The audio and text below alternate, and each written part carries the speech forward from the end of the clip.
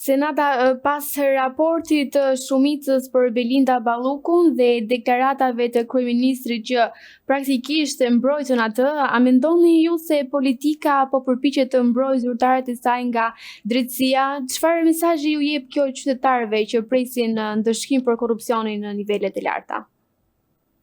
Në momentin që qeveria fillon edhe harton strategji për të mbrojtur dhe për të shkarkuar përgjegjësinë nga një person i caktuar, këtu kemi të bëjmë me propagandë. Mesazhi që jepet është një mesazh shumë i rrezikshëm për qytetarët.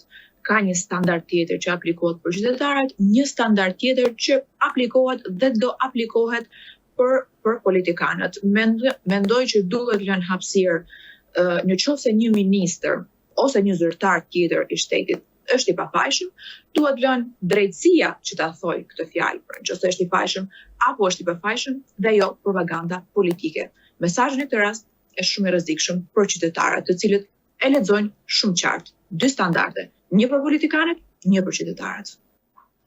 Kryeministri Edi Rama ngriti dyshime për mënyrën se si janë zhvilluar hetimet ndaj disa zyrtarëve të lartë. A është kjo një kritikë legjitime ndaj drejtësisë apo një formë presioni ndaj SPAK? Çdo kritikë që çohet ndaj një institucioni është një kritikë legjitime. Por kur kjo kritikë vjen nga kryeministri i vendit, i cili praktikisht i ka të gjitha pushtetet e tij në dorë, qytetarët më shumë se sa një kritik e lexojnë si një presion, si një perceptim presioni mbi SPAK-un.